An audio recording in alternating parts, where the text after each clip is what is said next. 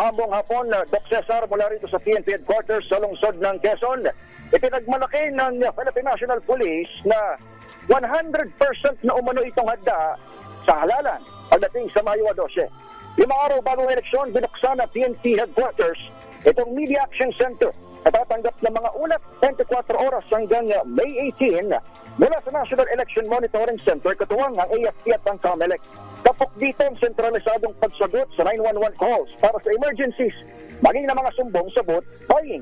Sinubukan pa ito sa harap ng media kanina kung saan pangako ng pulisya, handa silang rumisponde sa tawag sa loob lamang ng 5 minuto.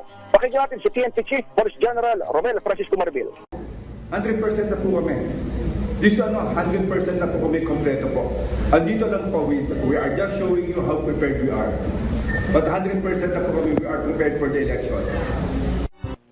Batay sa datos ng poll body, bumaba pa sa 34 na mga lugar ang nasa red category ng mga election areas of concern mula sa 38 na inanunsyo nito noong buwan ng Enero.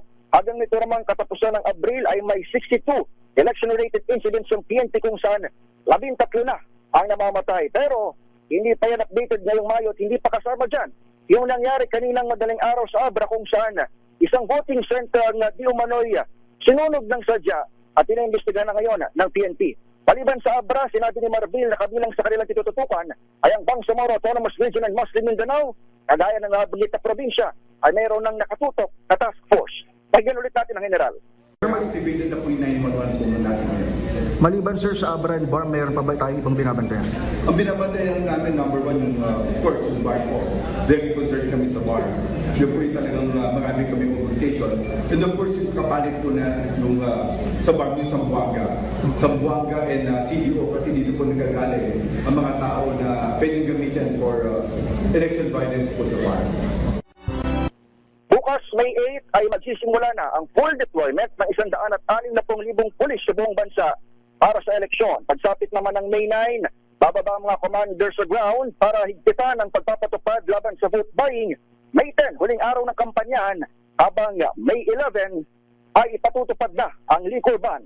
Isang araw, bago ang araw ng desisyon ng ating taong bayan. Ideal, mayroon bang statement si PNP Chief kung say by Sunday hanggang Monday, mayroon ba silang national monitoring team na magbibigay sila ng hourly report kung ano ang nangyayari sa iba't ibang lalawigan, lungsod, bayan sa buong bansa? Dr. Cesar, kagaya nung binanggit ay simula ngayong araw, bukas na yung Media Action Center na nakakonect doon sa National Election Monitoring Center. 24/7 yan. Hindi lamang yan Sunday to Monday. Okay. Ngayong araw hanggang May 18 ay maglalabas at pwede nang makakuha ng updates dyan o dito sa Campo Crame sa mga tauhan ng media. Of course, ay manggagaling pa rin yan doon sa Command Center ng Philippine National Police. Alright, thank you, Ediel. Sitwasyon dito sa Maambon na Campo Crame. Ito si Edniel Parrosa, nag-uulat para sa DZRH. Una sa Pilipinas, una sa Pilipino.